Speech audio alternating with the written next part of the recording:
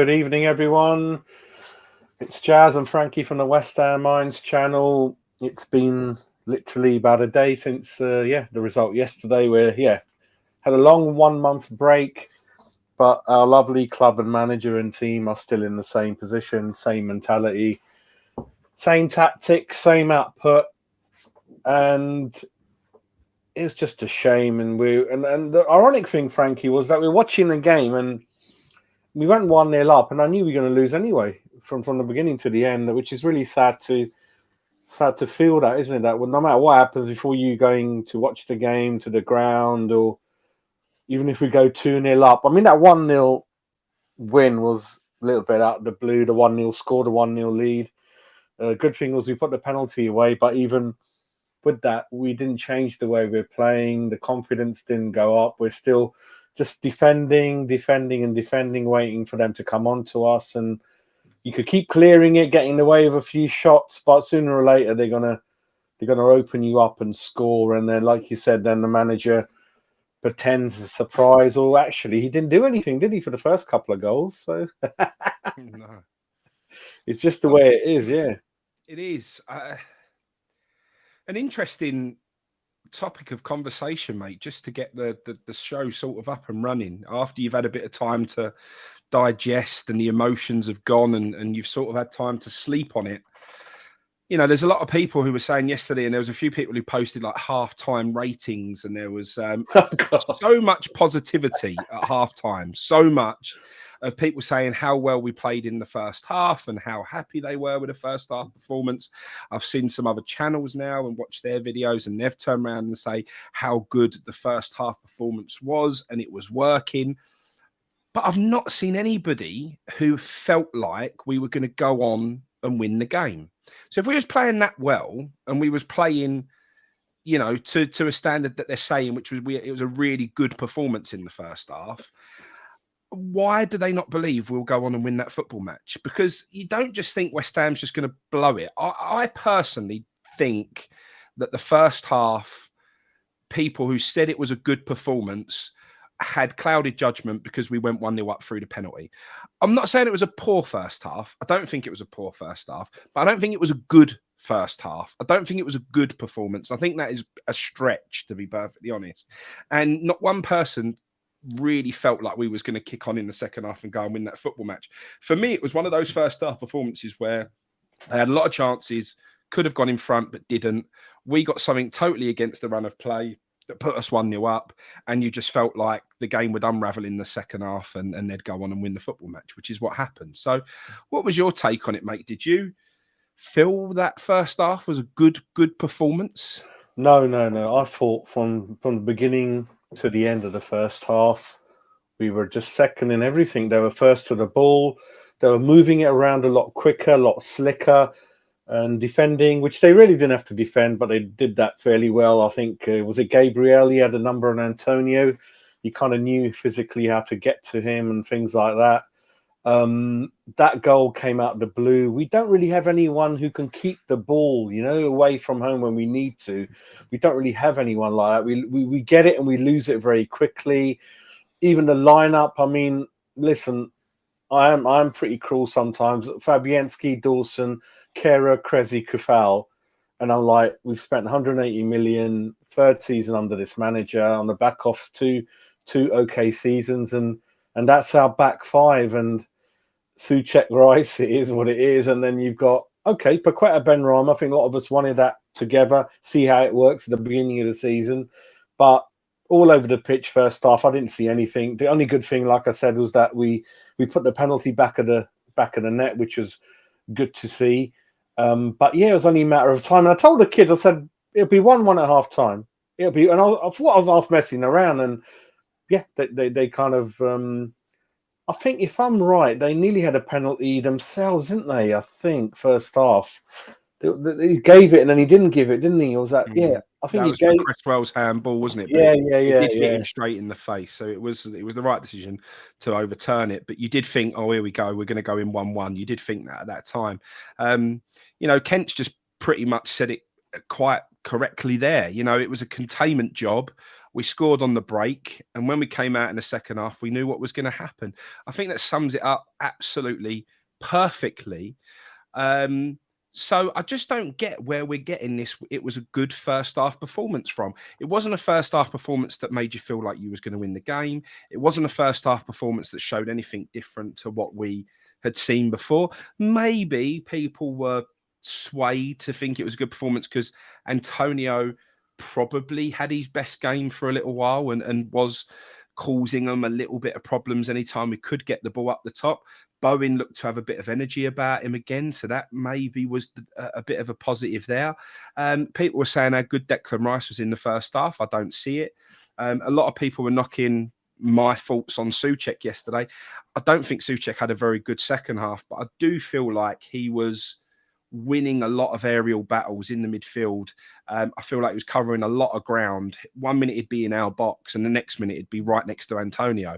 I feel like he was really, really covering a lot of ground and really putting in a lot of effort and running his heart out in that first half. So, you know, a lot of people see it differently and that's absolutely fine. But I just don't see where we get these rose-tinted glass kind of opinions from that we're having good spells and good moments and good performances in certain areas, because I just don't see it, mate. For me, it wasn't anything different. It was the same old story.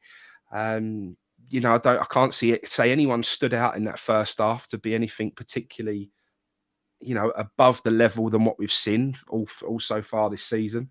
And then I started going to have a look at sort of win ratios, mate. And, you know, currently we're at 25% win ratio so far this season. The season Pellegrini got the sack, we was 26%. So we had a better season in the Pellegrini season in terms of win percentage than what we are currently now. For me, that has to put the writing on the wall, mate. I think, you know, that has to tell you everything you need to know. It's just got to the stage where, you know, there's no improvement. But, you know, the other opinions that are out there at the moment, you have to say are quite correct. He will have till the end of January because they're not going to give him until after the World Cup to then just sack him after a poor Arsenal performance. They'll never do that. So, yeah, for me, I've sort of slept on it now, mate. I've had time to, you know, look back at it and get rid of that emotion of that poor second half. And Moyes sitting on his arse and not doing anything to try and change the game. The thing that's sort of annoying me more than it was yesterday is the fact that he brought on that youngster and took Antonio off. You're 3-1 down. If you're going to put that youngster on, stick him up top next to Antonio, whatever. Or is he trying to protect Antonio? Or I don't know. But for me, it was just like a little bit of a I've given up kind of mentality. He didn't really want to try. Mate, I've seen teams, and we've seen it recently. Who was it the other week? Charlton was 2 goals behind in the 91st minute and still get a draw by scoring in the 94th and the 97th minute or whatever. These games ain't over until they're over. But the way Moyes treated that game was like it was just done. That's such a bad mentality to have, mate. Such a bad mentality. We should be committed until the very, very end. And unfortunately, we're just not. Well, I think number of things. There's so much I want to say and think, and one of the things I want to say is that a little bit of what you said was right. That when he first came in, he, by hook or crook, got hold of a formation, and then Souček came in from nowhere, Bowen came in from nowhere, and Kufal a bit later on came in from nowhere, and it clicked. But we all knew as average West Ham fans that we can see what's working. It's really good, but if you go into the window and perhaps buy 1 or 2 more strikers and a backup for a few more players, it's going to get so much better. And because it kind of clicked by, I don't know, luck or whatever, he stubbornly didn't do anything for 2-3 windows. He ran Antonio into the ground, and that meant people like me have had it for Antonio for about 18 months now. I really have a go at him in most games, and I hate doing that because, A, he's not a striker, and he did a favour and even said it, I don't want to do it anymore, and he showed it on the pitch, and he wouldn't listen. And we had so many players out of form who I felt were a bit tired, and he just ran them into the ground. Bowen, Souček, just ran and ran him into the ground. There's nothing wrong with him. Kept playing players out of form. And I think that was the end of him, where even the board came out and said, listen, we want to help him. He's just not buying anyone. And he did that for a number of windows. And this is the end result. And you bought too many in one window because you didn't. And he's like, oh, yeah, I got too many now. Apparently the board have given him a few more weeks because they've said, oh, yeah, there is too many. And maybe it takes time to bed them in. It's his own fault. I mean, we'll never know who's buying the players, but the board are saying we're giving him the keys. He does what he wants. At the end of the Liverpool 3-2 famous win, they said the board gave him a guard of honor after the game in the boardroom. That's how much they loved him at that moment. Now there's stories coming out that Sullivan wanted Milinkovic. He didn't want Zuma. So that stories like that have somehow got out somewhere through, I don't know, one or two his friends on the media chat. So for me, that was quite interesting how you know where you've got, and we can clearly see, like, keep adding, that's how you grow. When you suddenly get there, keep adding to improve it. He just sat with the same squad for a couple of years and it just ran itself into the ground, and then you panicked and then you bought loads of players all at once. And I'm not a fan of the transfer window. I hate it. But like you said, there's examples of teams that already have their 3 targets in every position lined up, ready to go like a shotgun, you know? Yeah. Not suddenly that someone wants to go and you didn't know, and then sometimes that happens. Like Spurs used to always wait till the last 2 hours of the window to grab a bargain from the Christmas tree falling, you know, whatever. But that doesn't always work for you. You got to get in early. I think Liverpool have tied up a very good Dutch winger, I think, who had a smashing World Cup, very well thought of. Klopp always buys on that first. As soon as January opens, the player's in. He's there. You know, they've got a bit of an injury crisis. To be fair, they don't really need him, but he thinks he's proactive, not reactive, really. So I think that was the end for David. We lost 1 or 2 important first team coaches. He didn't replace them with anyone. And you can laugh at me. I always felt that someone like, perhaps, I don't know, Joe Cole's always wanted to come back to the club, and 1 or 2 others who the fans and the players look up to. No one's really come in. Warburton doesn't really excite anyone. You look at him, what's he going to bring? You know, nothing apart from sliced bread, really. So I think that was an important thing. The other thing is, when you look at this season's games, I sat there home to Spurs and they were awful. And we waiting for them, they're waiting for us, right? And I'm like, we're at home, we should be attacking them. So that was another way where we just didn't, instructions to stay back. Chelsea accidentally again 1-0 up, didn't know what to do after that. Looking at the bench, what should we do? Go for number 2, bring Cornet on it? No, we just sat back, lost it 2-1. Arsenal, by hook or crook, we're 1-0 up. Let's go for the second. We can't defend. We can't defend for 40, 50 minutes against this Arsenal team. Sat back, lost that one. Liverpool, we lost by the odd goal, but they were there for the taking in that game. We could have given it to them. It's all these things, mate, where mentality-wise, he hasn't got it in him to be top 4 or winning against top 6, mate. The stats are there, aren't they, Frankie? I don't think he's ever hardly done anything top 6 all his life, hasn't he? No, it was 70 games now, isn't it, without a win? That's the away. When away from home, he's never had a win against the big boys. But for me, everything you've just said there, mate, if you read between the lines of what you've, you know, the comments you've just made there, that stinks of someone who has zero confidence in their own ability. I know he gives off this ego. I know he sits there and gives it all the, I know what I do, win and all that. Don't be fooled by that, mate. If you're someone who stumbled across, and I keep saying it and people don't take it on board for whatever reason, or don't give this enough of a fault, but you know, he was 1 loss away from having the worst record in terms of win percentage in our history. In West Ham's entire history, he was 1 loss away from having that worst record status. They bring in all of these other people around him. He knows that when he's on his own, he is massively exposed.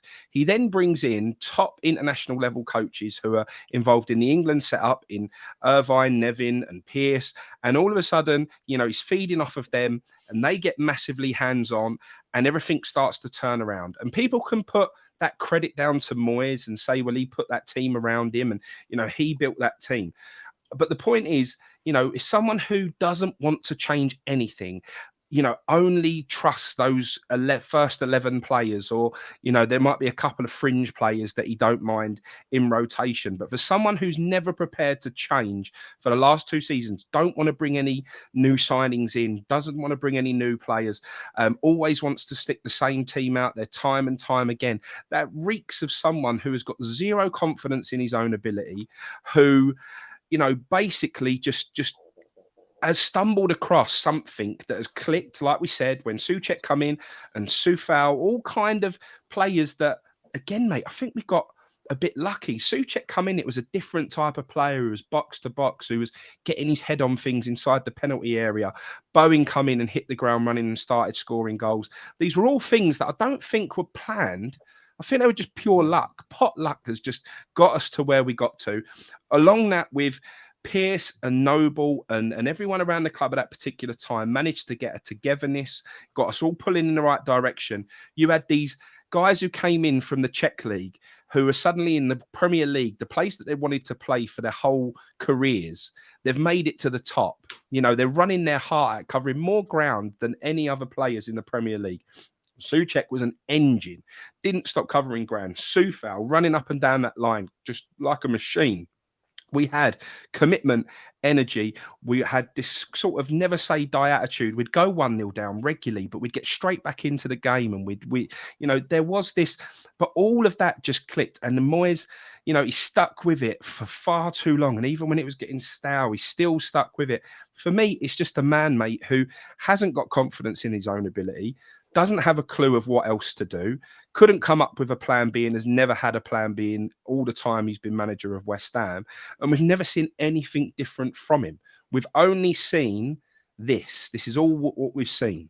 And that's it, mate. So all those people who sort of at this point in time are saying about give Moyes a break, we owe him this, we owe him that, I don't really feel like we do. I don't think this has been a Moyes master plan. I don't think this has been a Moyes masterclass of, because I personally don't think at any point in Moyes' tenure as West Ham manager, I've enjoyed the football West Ham have played. I've never sat there, like when Zola was our manager, all right, he got the dingers in the end and everything. It was fair enough, right? Some of the football Zola played, I was blown away by it. That was unbelievable. Sometimes I sat there and was like, how good do we look? Passing, sharp, fast. You just sat there and was like, this is what it's all about. There's not been a single point, even in like the big games where we've had massive results. I don't ever sit there and go, cool, ain't we playing amazing football? Don't we look like an amazing football team?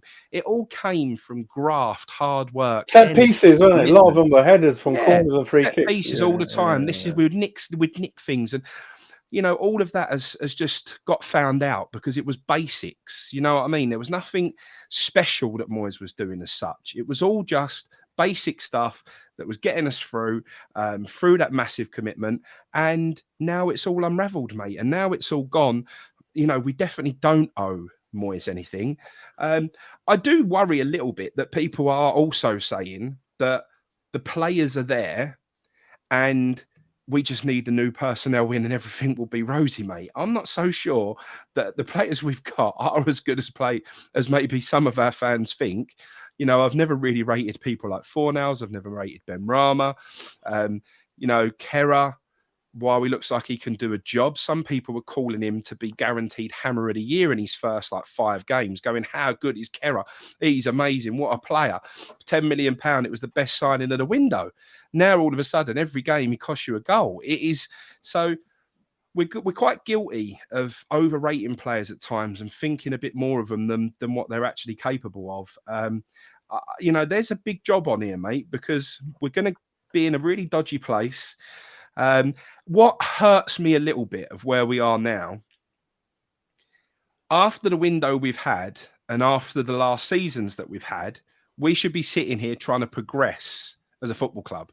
So the manager you want to bring in should be a manager who's going to try and build you into a regular top 6 side. That's what our ambition should be and what we should be aiming for.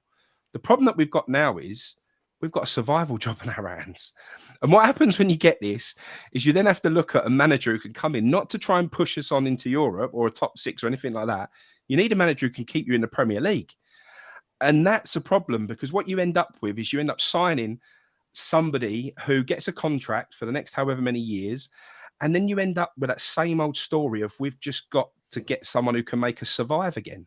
I didn't think we'd be here, mate. I really didn't. I cannot believe we're in a position again where if we get rid of our manager, the next manager who comes in has got to do a survival job. And that's why we will end up with someone like a Dyche, because the board will be looking at it thinking, we don't want no fancy manager. We don't want no manager who's going to come in and think about pretty football, that we need to protect our investment and our cash cow, which is West Ham being in the Premier League, which will sell at some point for an absolute fortune. The most important thing to us right now is staying in the Premier League.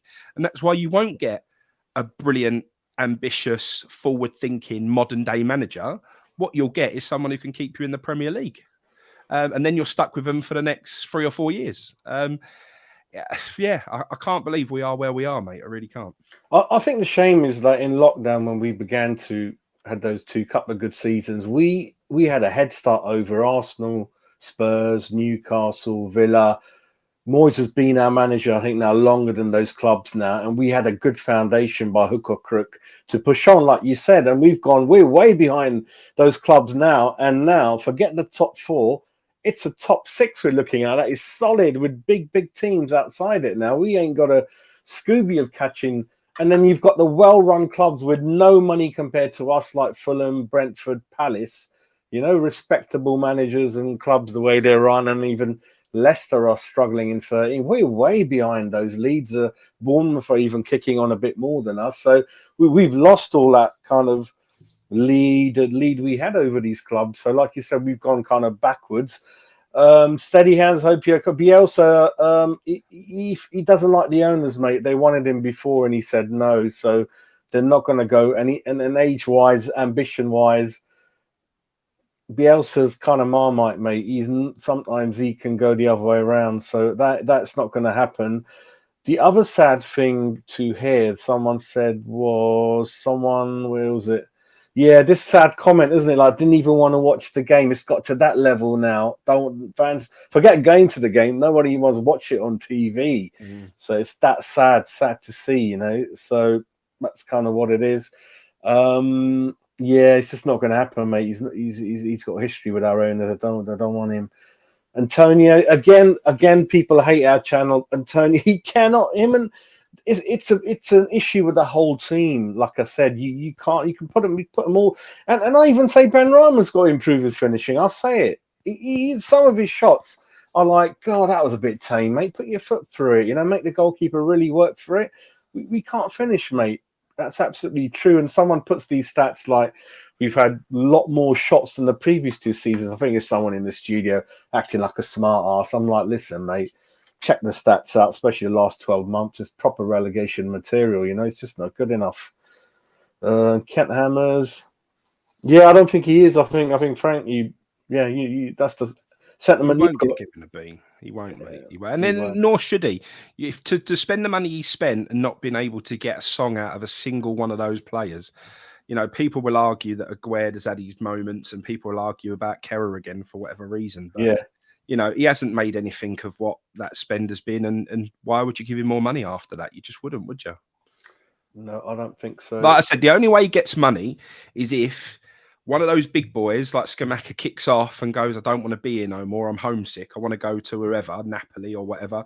Or if Paqueta turns around and goes, I'm homesick. I don't want to be here. They might, if they get the same money back, they may cash him in and then say to him, right, you can now spend that 30 odd million pound on whatever you want to spend it on. But he won't be given any additional money. That's for sure. You want to answer this question, mate?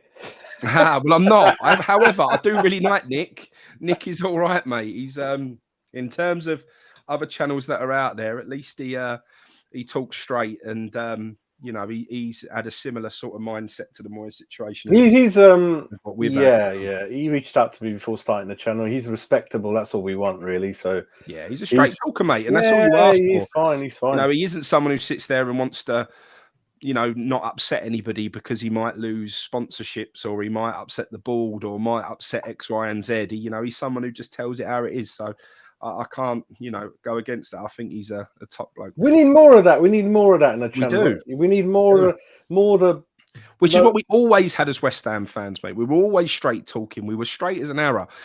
Proper East End working class people who told it how it was. That's what it's all about. The social media era of West Ham hasn't helped us one little bit, I tell you. yeah, I mean, listen, all you people in the chat, you are been following the channel for a while. We just say it the way it is. Antonio, yeah, I wanted to kill him for ages, and yeah, we backed Moyes at the beginning. Now we've had enough. I mean, don't take a rocket scientist to know. And again, it's nothing personal. It's just what you see, and we go by facts. Yeah. Moyes ain't my buddy. We go by facts, not stats. We go by what you see, knowing having watched football and watching West Ham for the last, 30 years or whatever, or you're a lot longer than me. But, you can see these things coming a mile off. We've seen it all before, time and time and time again. It's, just West Ham have got a funny way of, just repeat all the time, haven't we? We're just, you can almost call it just well before it actually happens with West Ham. It's just history repeats itself far too often with us, unfortunately. There's another stat: 70 games without an away win, top six. That ain't no fluke, is it? That's a steady. That's right. Steady thing going on there, mate. Proper shit. Tell me about it, mate. I would have got. Well, it's on record anyway. I would have sacked him after Chelsea game. That was October, November. I had enough. I actually agree with the Leicester game. The Leicester game for me was bad enough that should have been the cut-off point. I think if you'd really held on to him up until that point and he goes and gets beat by a really poor Leicester side at home when we really needed a win and we didn't even compete that day, mate, then I actually agree that Leicester point was the perfect opportunity to get rid of him. I just wonder, I don't know, because sometimes, I know you know a few people, but because Gold has said, like in his book, that he didn't want Pellegrini coming in to replace Moyes in his first spell. So then Gold is kind of saying, I don't have the biggest say in terms of managers. That's what he's saying. And it's in the book. So it's not a rumor or anything. Yeah. So even though in a board, you usually have, I don't know, about maximum 10 board members, I'm assuming Sullivan's vote has got more weighting to it and percentage than the others. I'm guessing that's the way it is. I mean, even like going off tangent again, Phil Parkes in the great Canning Town Len video says that when we're about to sign Phil Parkes, there's 4 board members and there's a record signing, and they went to the vote, and then obviously it was nearly level, and then the leading vote went to Reg Pratt, I think. I can't remember at the time, and he said we're gonna, so I don't know how it works out, but I don't know if you know any more than that, or I don't know. I mean, there's no question that obviously, Sullivan is by far the biggest majority shareholder, and he's always been the man who has the majority say and is basically the authority over West Ham United. We've always known that. We've always known that he's the one who's, basically made the signings at times, and he's the one who's been on the phone on transfer deadline day, and Gold is not involved in any of that. Sullivan, this has been his project. It's been his, it's been his club. And that's how it is. I think David Gold is very, very much a spare part, to be perfectly honest. He's just a man who had his bit of money invested in West Ham. I don't think he has much say over anything. And to be perfectly honest, I think that's never changed. I think why people liked to think that it changed, that the ball took a back seat, and why they like to think that the board have been a bit quieter and that they've let Moyes have his control. I just don't believe any of it, mate. I think it's carried on exactly how it was before, that Sullivan has still been very much in control and in charge. But what he found was somebody in David Moyes who he could manipulate, that he could just go out there and say, tell the fans this, and he'll do it. When I said I got a lot of stick before for saying that Moyes was a yes man who was just basically a bald puppet, I think it's becoming more and more apparent that that's exactly what he is. And that's probably why he's still here, mate, because if you bring in a new man, who else are you going to get to let the board make the signings and chuck them at you, and you don't have a lot of say? And, Moyes couldn't get another job in world football other than West Ham United twice. He couldn't get a job anywhere. We gave him it twice. I've heard he wants the Rangers job or Celtic. I don't know. He's Probably class about there, his level, born. mate. He'd probably go up there and not be too bad. Again, Lawrence, your comment mirrors what Frankie was saying, and it's right. It's like we shouldn't really over celebrate the spell because we haven't won anything. And if we laugh at Tottenham, we're kind of doing the same thing. We're celebrating like Harry Kane. I'm such a cruel cunt. He scored 350 goals, Frankie, and they said, was any of them important? It didn't mean anything, did it? It's so sad of me to say because I know Harry's all right, but it doesn't mean anything. Those 350 goals he's got, you know. It's just... The Blue Baron was very quick to say we don't want him there. He jumped in almost within seconds there. Is he there in the chat? Yeah. Oh, God bless him. He's He been very persuaded. quickly threw that in the mix, mate. Oh, mate. Yeah. Moyes well overstayed it, mate. Yeah, I'll tell you what, there's a goal, Kent Hammers. I think it was against Hull. I think, oh, God, what's that player that it was from the youth team for us? It involves 17, 18 passes, Kent, under Zola, from the back to the front. It's an amazing goal to watch. Who's a Welsh international from the youth team back then? Cole begins to see, doesn't it? The surname. Collison. Yeah, I think he scored. Yeah. He's and that finish. I'm like, I couldn't believe I'm like, whoa, this is one hell of a Brazilian type football. This was back to front, mate. But that's got me as well a little bit, mate. With all the all of a sudden West Ham. It was bad enough the fans supporting Brazil because Paqueta's playing in the World Cup for Brazil, which I really can't get my head around. I'm an England fan. I couldn't care less about how Areola does for France. I couldn't care less how Paqueta does for Brazil. I couldn't care less about how Aguero does for Morocco. Really couldn't give a monkeys about any of them. So this is a really weird modern day attitude towards football, that because you've got a player that plays for another country, all of a sudden you support that country now. It's very, very strange. But, we was almost begging and showing off that, we've got a Brazilian footballer, and all over our social media, West Ham, every other post, nothing about England. Every other post was about Paqueta and Brazil. And look at us, we've got a Brazilian footballer. It's almost like that's what we value the 50 million price tag is, just so we can say, oh, we've got a Brazilian international in our team. It was very cringy, very muggy.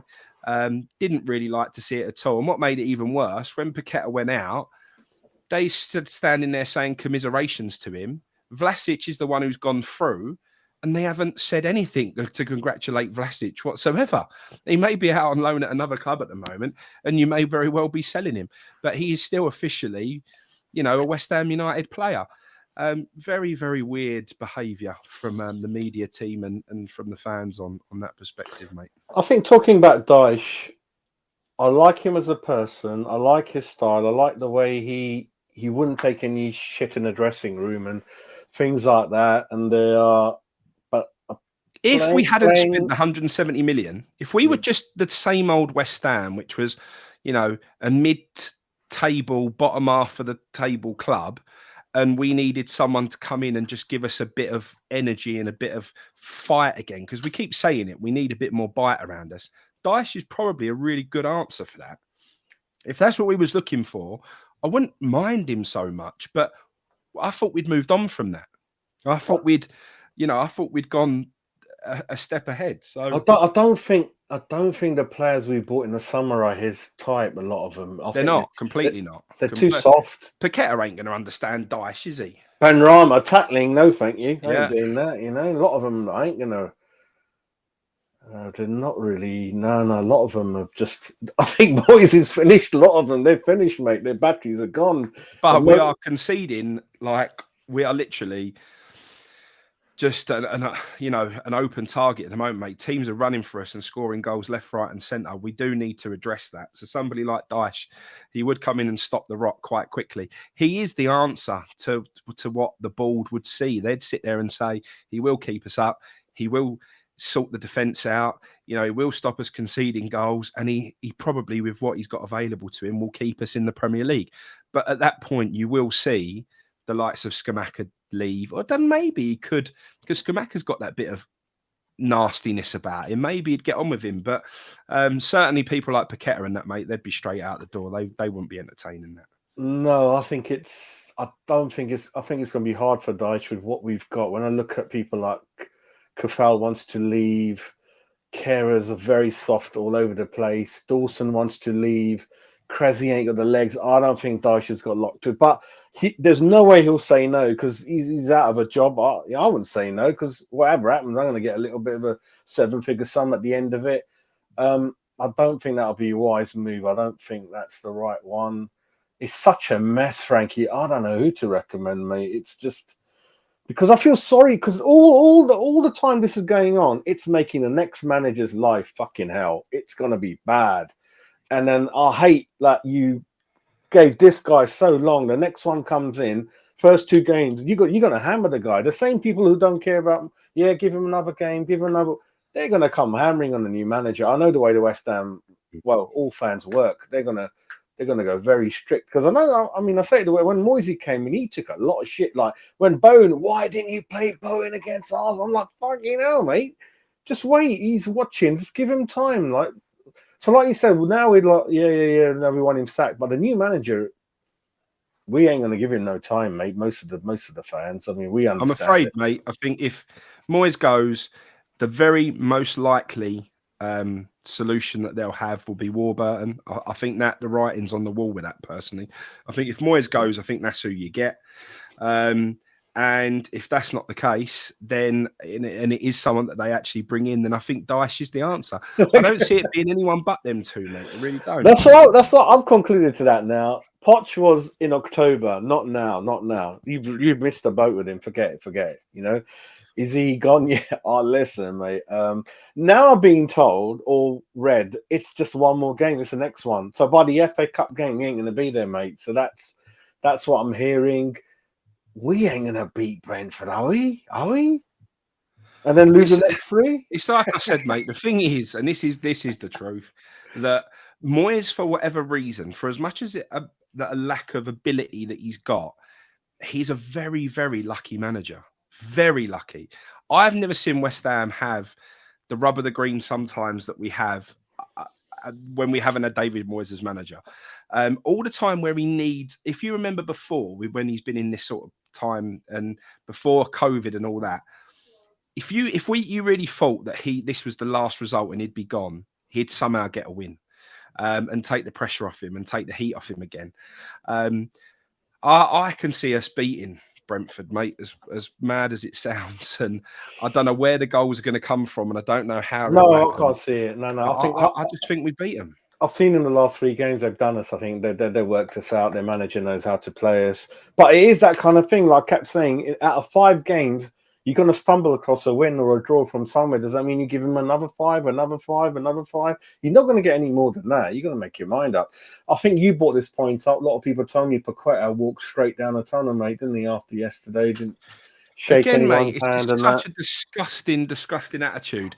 You know, you've got fans there who on Boxing Day have travelled without trains and without everything else to an 8 o'clock evening game. You know, and they've then had to try and get home afterwards to not go over to the fans and, you know, respect the fans that have turned up there on a very cold Boxing Day evening is disgusting. But again, I watched that bunch of amateurs on YouTube, and I know it's a different, you know, totally different thing, you know, National League football to Premier League football. But there was a couple of players who, for the Dorking Wanderers side, tried to walk down the tunnel. They did shake hands with the other team, but they tried to walk down the tunnel without going over to the fans. The manager screamed at them, get over there now and go and applaud your travelling fans, right? Screamed at them. As soon as they got back in the change room, he turned around to them and went, if I see anyone do that again, not go and applaud the away fans, you will not play for this football club. You will be relieved with immediate effect. And that's the attitude you need, mate. David Moyes has got a very, very weak mentality around this football club at the moment, and it shows across the board, all round it. He's not natural at showing emotion, because yesterday Klopp put 2 youngsters. One of them looked like he's 16, Frankie, I swear. Such a young face. And Klopp, for 4 minutes, he's giving him cuddles, tapping him on the back, having a word with him. He's holding on to him like he's his own kid on the touchline before he comes on. I love that. You know what Klopp does? And of course, he's very cold towards a lot of the players. He doesn't even look at them. I'm like, oh, you need to, like, you know, if someone's going through a bad patch, you need to help them, really. My number one criteria, like I was saying, it's a style of football, Frankie. It has to be good football, mate, for me. You know, I want to go home and be entertained, you know, at least give it a go and couple of dribbles, couple of, I mean, what do you think number one for you, manager, mate? Again, mate, for me, my number one is commitment. That is what it's always been. It's what we've always expected as West Ham United fans. And we were getting that for the first time in a long time when Moyes had his purple patch. And you couldn't argue with it. Even when you lost, you were saying, well, we gave it. You know, everyone was trying, everyone was running, everyone. That is my minimum.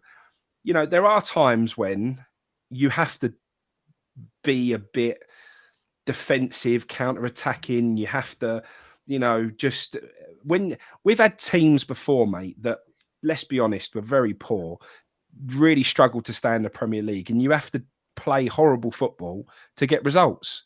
The point is, at the moment, we've got a squad way beyond that. You know, he's just gone and spent an absolute fortune.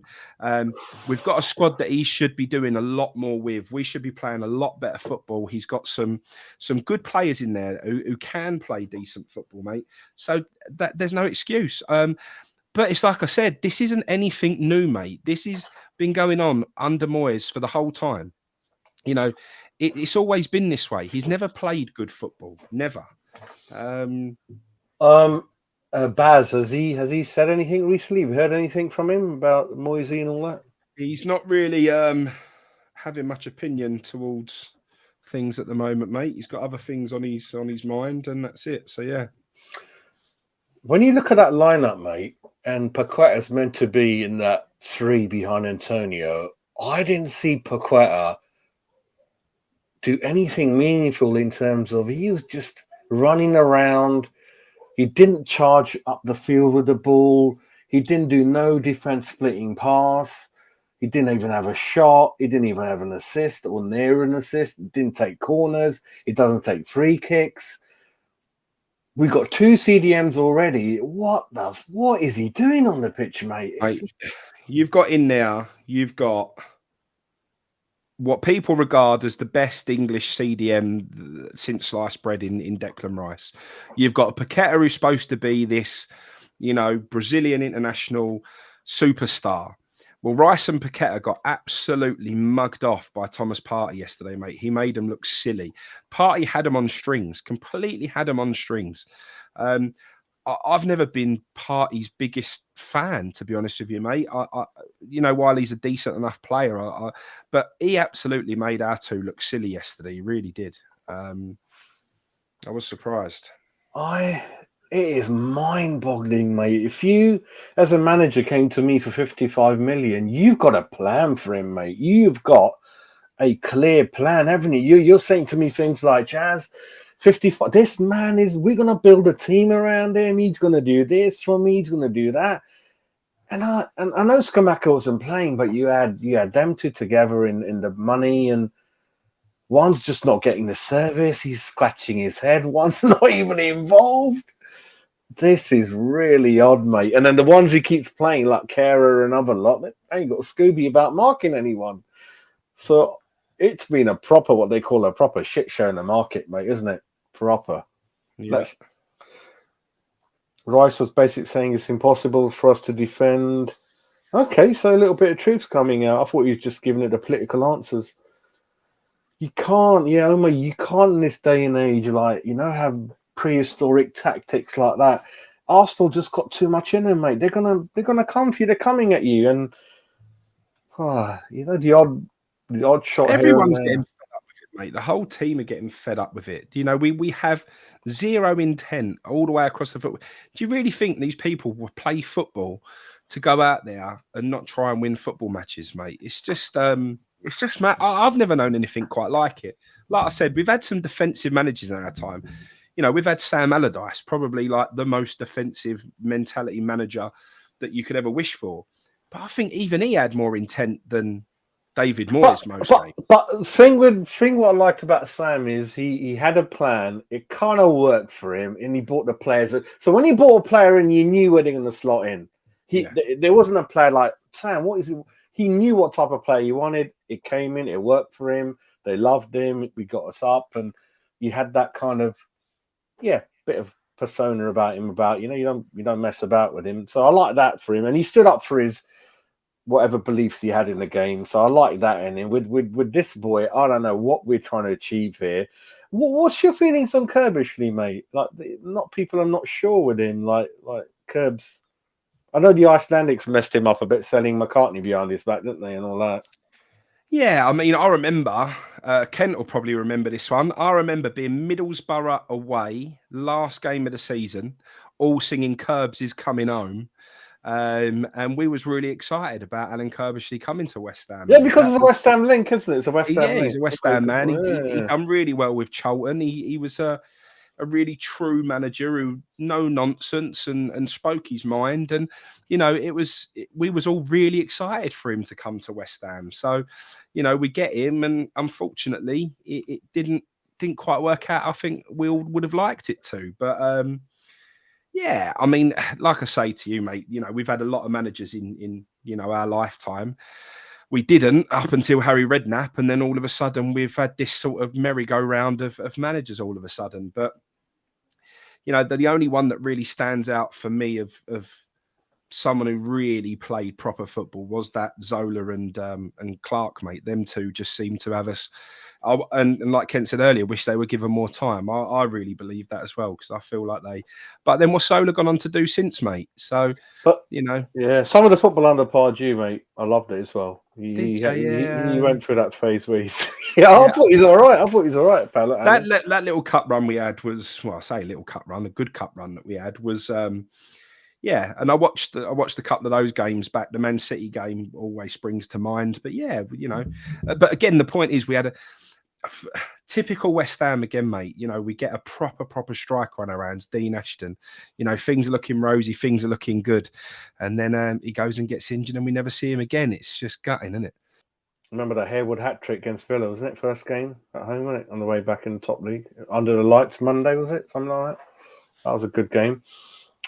Again, Chris, this is what Frankie, tell us a little bit about your trip to Charlton, sir, like going back to the roots and all that, mate. Yeah. So when obviously the World Cup was on and the lower league matches were still on, I've sort of done the rounds a little bit. I've been to Maidstone because my son just likes to watch football, mate. So I've taken him to Maidstone, taken him to Ebbsfleet. And then I used to live round the corner from Charlton as a young boy. I lived about 3 minutes walk away from Charlton Stadium. So thought I'd take him down to the Charlton-Brighton Cup game. So I took him down there. Hospitality was like, I don't know, 50 quid a person. For him, it was 25 quid. You got a meal. But what I loved, mate, is it was like going to football 15 years ago. 80s and 90s. Yeah, because I remember when West Ham at Upton Park on the east side, they used to have that little area for kids, for the youngsters and for kids. Charlton have got this massive cabin outside the stadium, which is for families. You can go in, they've got kids drawing and colouring in. They've got loads of Xbox lined up so all the kids can play FIFA and do that.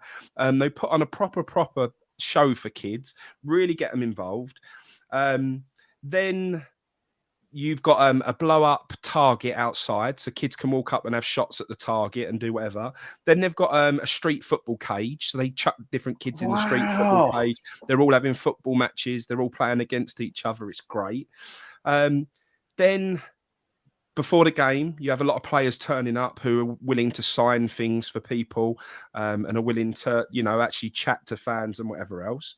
Then you have, obviously, the match. I've got to say and all, and people won't like this, and I never thought I'd ever see the day, but the atmosphere, Charlton v Brighton, Charlton's fans made more noise than I've seen at 85% of games at the London Stadium. 85%. And then after the game, they bring the man of the match to each area. So the man of the match comes up to all the families, all the kids. You have a picture taken, blah, blah, blah. And then they brought up a signed football from the squad for a few of the kids and said, "I'll come up and get a signed football," and blah, blah, blah. It was just such an event that was also geared up towards the kids as well. It was great, mate. Enjoyed every second of it. And don't get me wrong, I've got to make it very clear to him that we're West Ham and we'll only ever be West Ham. But just all round, just them lower league football games, you can access people more, you can access the players more, just all round. It's just a better experience, mate. It is Premier League football. We know modern day football has lost its way. We know it's all about money now and everything else, and I fully understand that. But I think West Ham are probably the most out of touch from what I see from other cold. clubs. It's cold, Frankie. Freezing cold, mate. Freezing cold. Like I said to you, when the boy was the mascot, you're not allowed to see the players. They're not allowed to see him till they walk out on the pitch. My son tried to talk to Ogbonna, wouldn't even talk to him or acknowledging him. Things like that is just so cold. It's not right. But you see from you watch Man City. Man City have got a really good social media channel now where they're putting out some fantastic content, really good videos.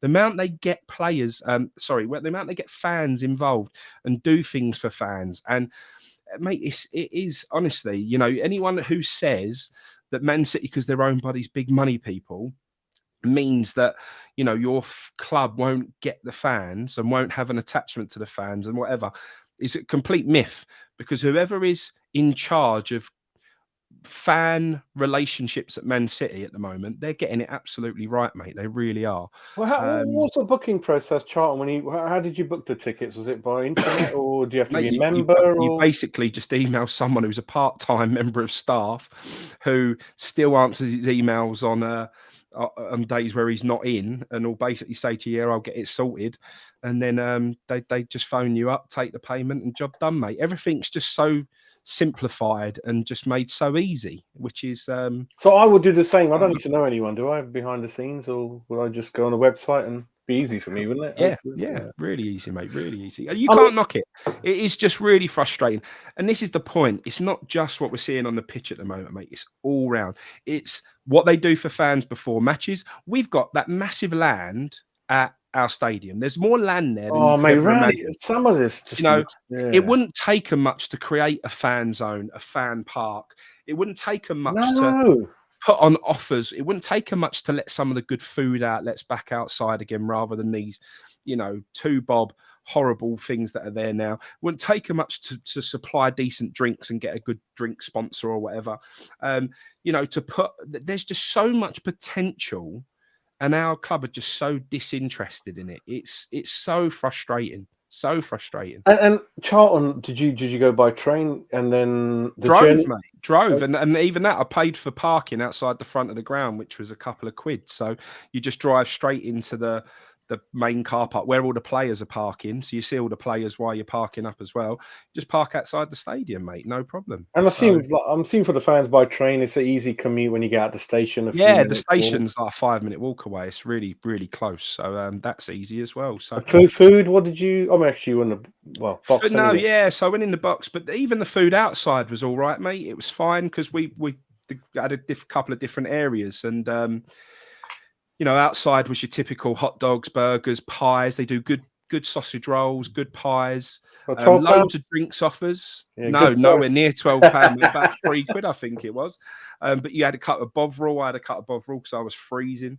And mate, it was all proper. Inside, it was like street food or chili or nachos. Oh, mate, sounds good. It was all simplified. It was all good. It community driven.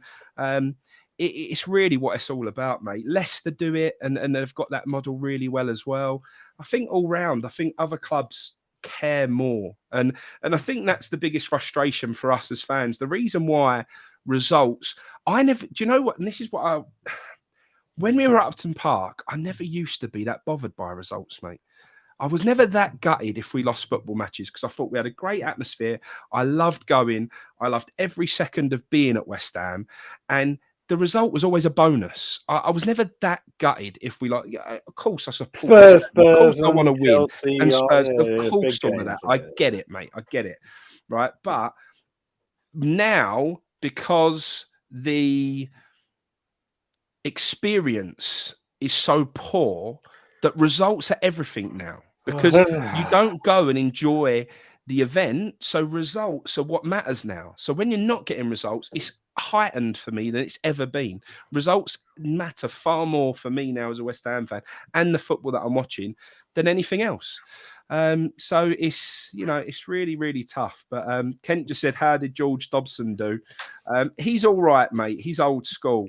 They've got a young player called Innis. He's a player, mate. He actually missed a one-on-one opportunity. He broke through from his own half and hit the post, which he should have done better with, unfortunately. But Innis is a great right back. He was playing right wing back that day, but apparently he plays right wing as well. He's been pretty good. But again, mate, do you know what? I've watched Maidstone, 2 Charlton games and an Ebbsfleet game. What else I love, mate? The referees let so much go. Like, you can put in a proper challenge down there, mate, and the ref just plays on.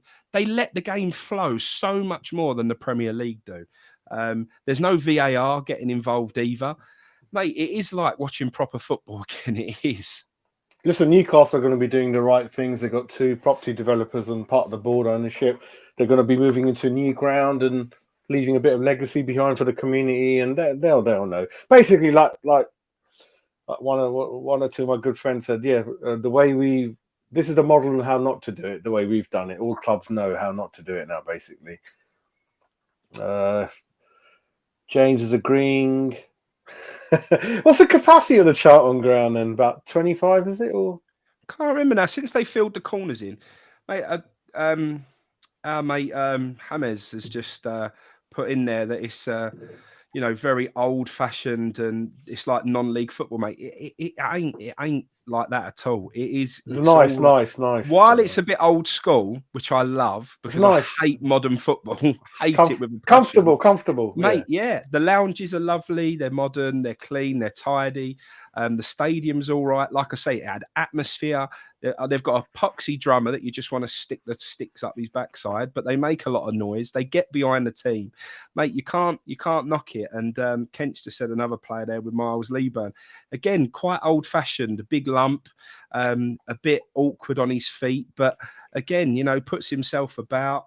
You're allowed to make proper challenges down there. It is all right, mate. It is all right. Don't get me wrong. If it was, there's not a single anywhere in the world I'd rather be than at West Ham, mate. If West Ham were playing, even if we were playing Chesterfield on a Wednesday night on Christmas Day and it was my wedding day, I'd be at West Ham, mate. Don't worry about that. There's nowhere I'd rather go than West Ham. I love West Ham more than anything in the whole world, mate, and I'm there no matter what. But mate, it's just interesting seeing what else is out there in terms of football. You know, it's but what it does do is it makes you even more annoyed with how we behave as a football club. I think they take us for granted, Frankie. They take us completely for granted. They're detached from the fans. The media team have no clue about what West Ham fans want. The West Ham board have no clue what West Ham fans want.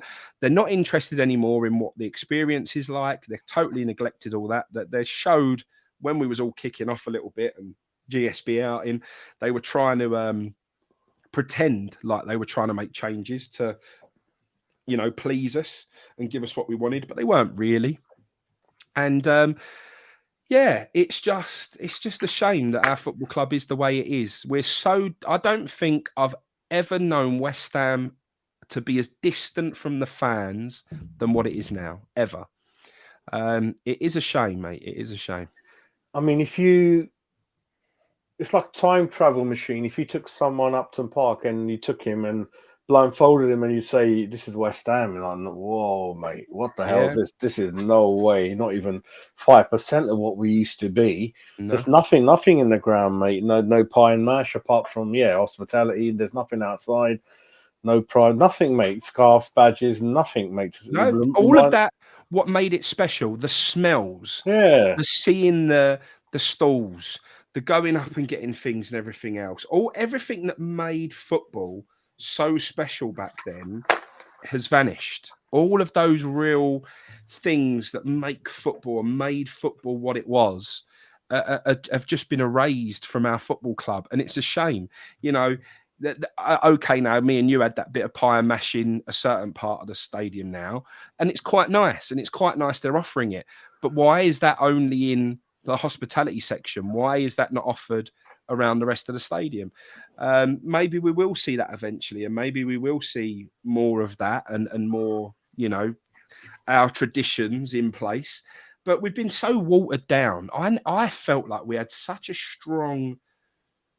I just could never believe that West Ham would be watered down to where it is now. I thought we had so much heart and passion that we'd never let it happen. I think neutral fans, especially Chelsea, they couldn't believe what we did, and they're like, "Oh my god!" And he goes, "We know we got rivalry, but we always deep inside our hearts respected West Ham because you were the last real club left, so they didn't expect us to go down the popcorn route or whatever you call it, that kind of thing. Got nothing against popcorn, by the way, but whatever we call it that kind of thing, don't we? For modern." Again, nothing against Tories fans, but especially things like, I have got everything against the Tories. I mean, they end up in I've got everything against Tories fans. I don't want you there. Piss off somewhere else. I don't want you at West Ham. I've got no interest in our atmosphere being watered down because there are massive pockets. If they want Tourist fans, go and put them reserve seating for a Tourist fan somewhere else. Let all the people who are proper West Ham fans sit together. But I was talking with this about someone else earlier on. The problem is every time we get a bit of atmosphere anywhere in that stadium, they do everything they can to split it up. We had it over the other side of the away fans, and they've now built a massive wall so they can't even see each other. We haven't even done anything that bad as fans, mate. There was no violence. There was no hooliganism. There was nothing. And then we've got this massive wall built between us and the away fans. Any opportunity they have to dampen down the atmosphere and to make it a horrible experience for your traditional West Ham football fan, they just completely mess it up, mate. It's getting worse and worse, and the atmosphere is getting worse. But like I said to you, that's all well and good when it's good times and you're in quarterfinals, semi-finals of European competitions like they've seen lately. Wait until going gets tough. Wait until you go through tough times, because every club ends up going through tough times at some point, especially when you run a football club like West Ham. Those people will turn their back on you so fast, it's unbelievable. And it will be a nightmare over there because that stadium will be empty. The tourists will vanish because they don't want to watch that football. There'll be no entertainment value. And it will be it'll be even more of a soulless bowl than it is now. I fear for the board at the moment, mate. And, their investment that they've got, they're doing really brave things at the moment because they're sticking by a man who could really mess things up for them.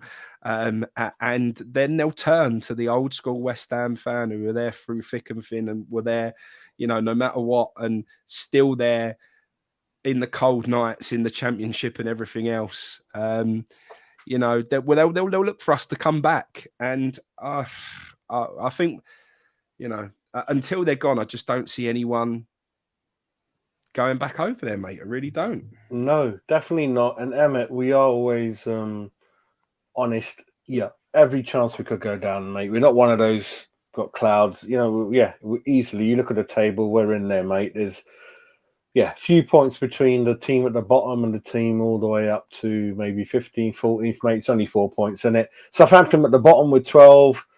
Bournemouth 14th with 16, mate. And of course we go down. We're not one of those. We wanted Moyes gone. We could go down.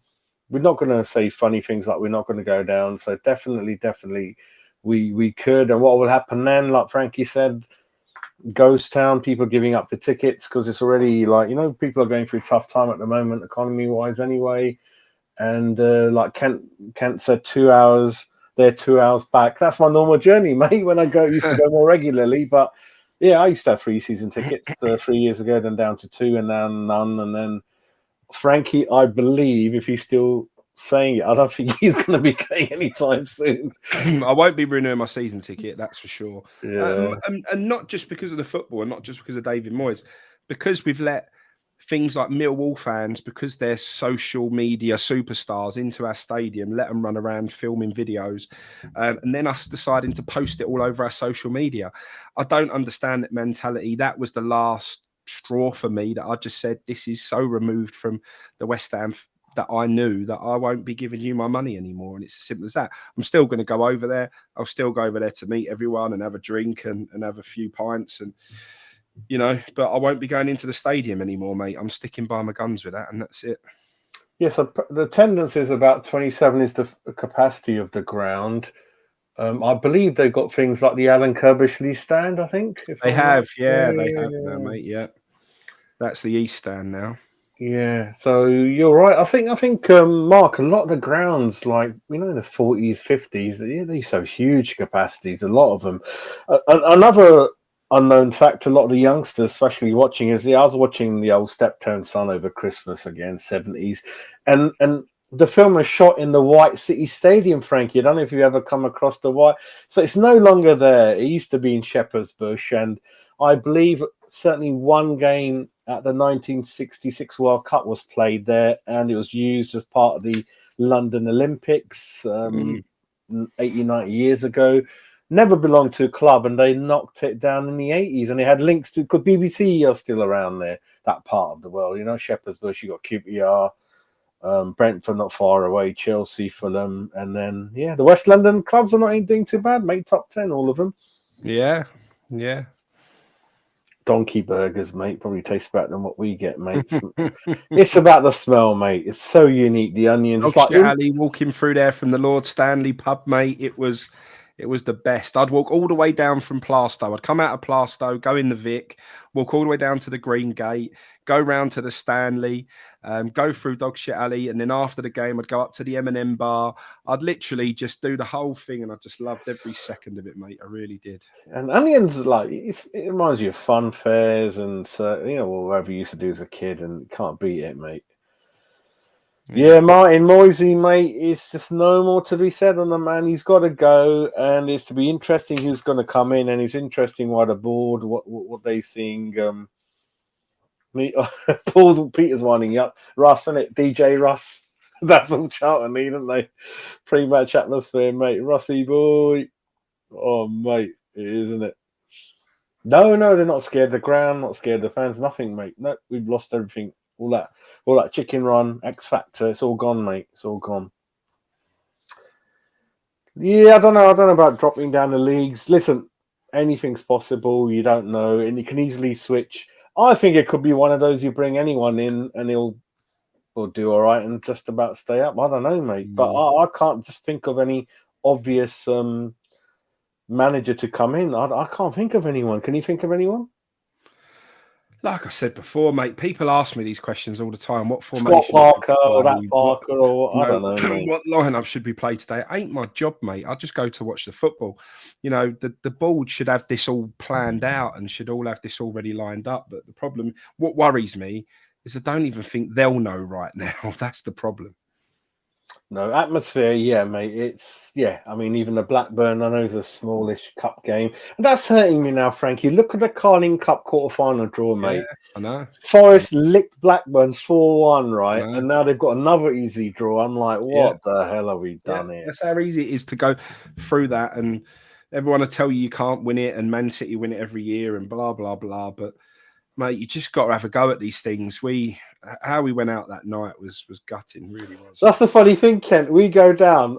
I'm coming back in, mate, upgrading because of the value. Yeah, I'll be in. I would go because at that point I feel like I've got to get behind the club. Yeah, Ken, you know that I'm a man to always go, but that Millwall thing was just enough for me.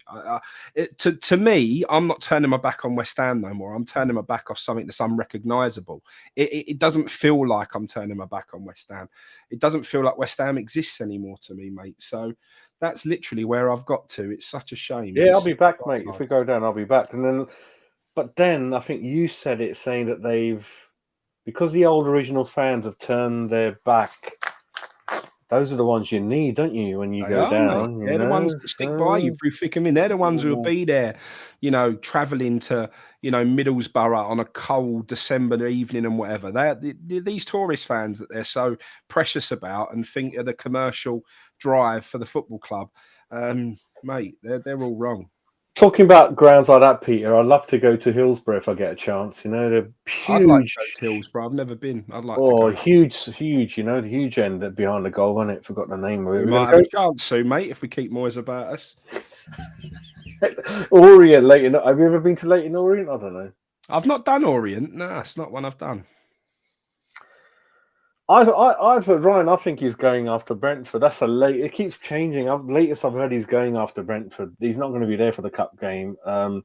Then before that was like he needs 5 from 9. Now he's got get 5 from 6. Yeah, It can't carry on, mate. He can't. But the news is so secret, Frankie, that no manager's been. That's the thing that I'm really confused about. So the Millwall thing, Ginger Andy Carroll, was the sidemen. They let the sidemen film some video within the stadium.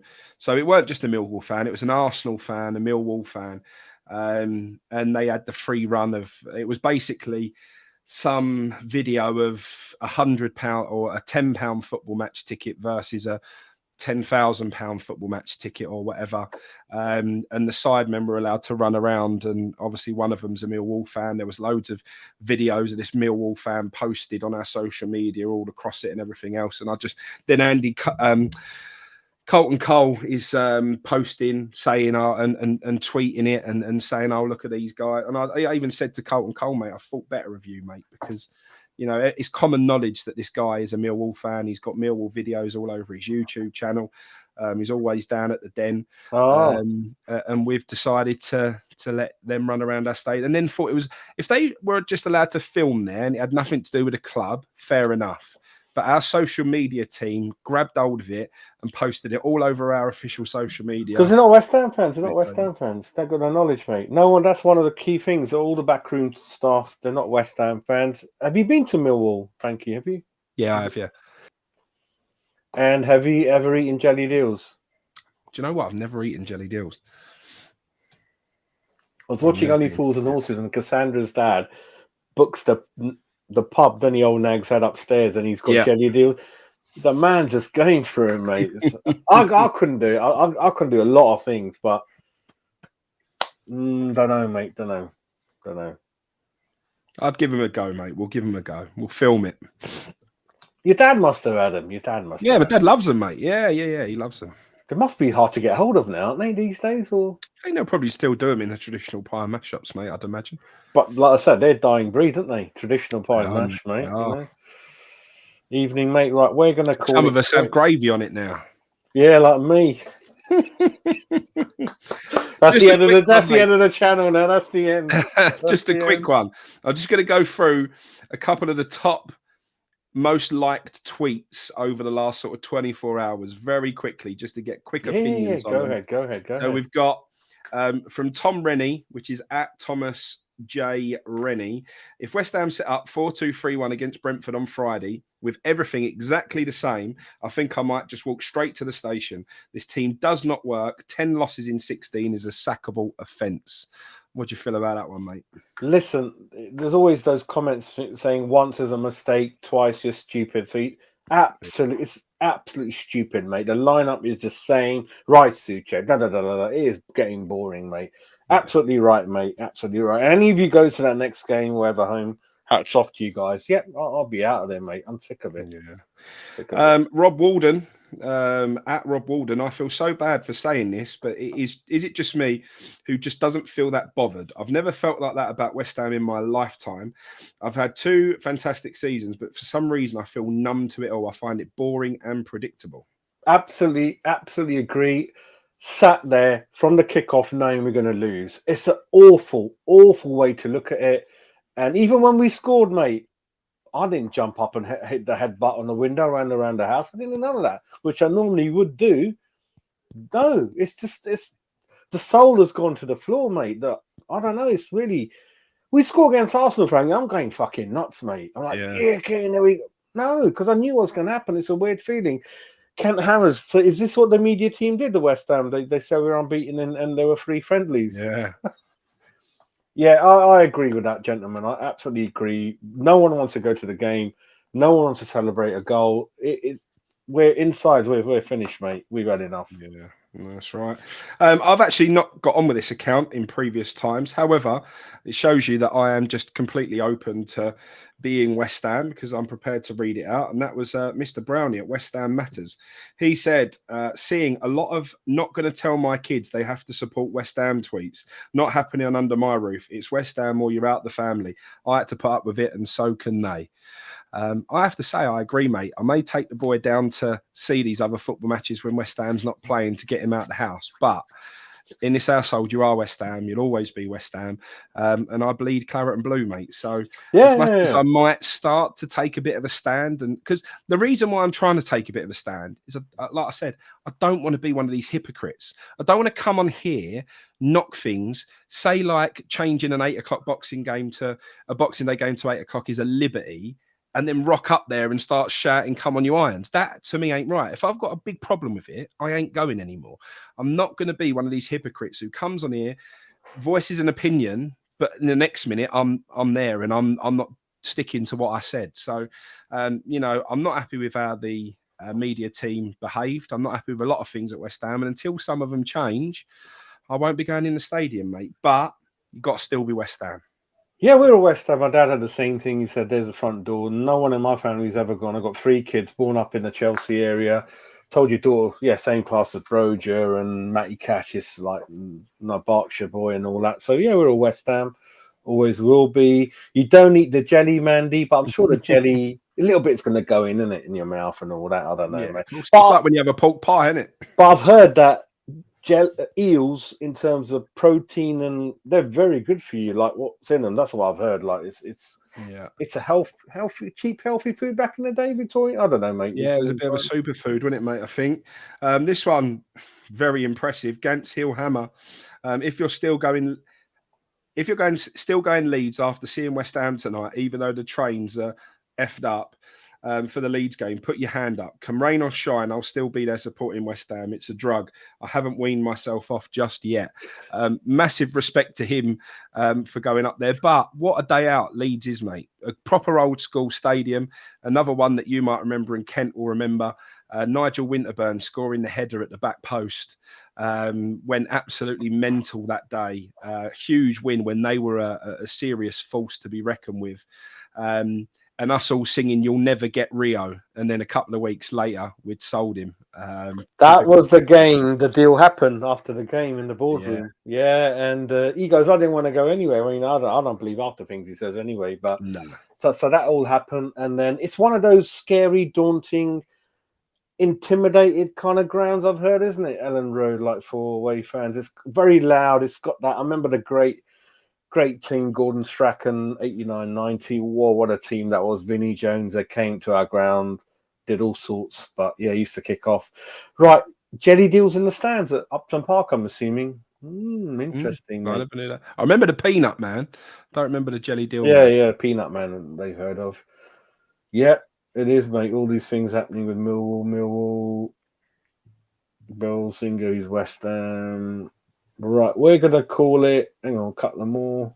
Yeah, hate the badge, mate. Absolutely hate the badge. You need an awful badge. That one thing that they could change to start to turn me around a little bit again would be sorting out a proper badge that don't look like some school kid drew it in an art class. It's not even the right colours for me. It ain't even claret and blue, mate. It's just it's awful. Yeah, Peanut Man. Was that his name? Percy Daw. A lot of people have been asking me for that. Bloody hell, mate. Yeah. Peanut Man, you legends. Anyway, Frankie, thanks for joining, mate. And yeah, we got to go, mate. I appreciate. Yeah, loads of people have been getting in. Couldn't keep up with the chat, but yeah, it's very important. And like all West Ham fans, it looks like nothing's going to happen before the next game. But you never know, do you? But I ain't got a clue what they're doing. But one more game, I think, mate. It's got to be one more game. And the Brentford game's become huge, hasn't it, mate? It's massive. Lose that game, and then a couple of results go the other way, and we will find ourselves in that bottom 3, mate. So, Yeah, that Brentford game, as much as they're a good team and not a team that we particularly like playing against, it's a huge must-win game for us now. It is, without Cornet, Skamaka, Agard, Zuma. It's hard. I can't see any invention, any finishing. And Tony up front, nothing personal, mate. You're not playing in you're not going to score in on nothing, mate. There's nothing there. It's finished. And yeah, let's write a whole season off and to go out the. I love the FA Cup. I know it's a league game next, but we go out. Man United are 1-0 up anyway, I think. I don't know. Someone just scored. But yeah, we'll see. But I need to do some homework, and I really want to know who's going to be the next manager because I ain't got a clue, mate. No. If they pull Marcus out. Rashford scored again, mate. The most informed player leading into the World Cup who barely got a game. So I thought he's finished, mate. God, is he really? mate, he's back with a vengeance. I'm telling you. Going into that World Cup, he was our man that we should have been relying on. He is definitely back. He's done. He's going to get a very, very big contract soon, and you know what players normally do. But I hope. Well, I don't care anyway what he does, but yeah, well, he'll always score against West Ham. But yeah, I'm gonna dig in and do some homework, mate, because if they get, I don't know, Potchell, Tuchel, fucking party time, mate. They got the fans back on side, but ain't gonna happen. But yeah, have a good evening, mate, and we'll catch up next couple of days. Take care. See you later on, pal. Bye. Thank you, everyone, tuning in. Cheers. Bye.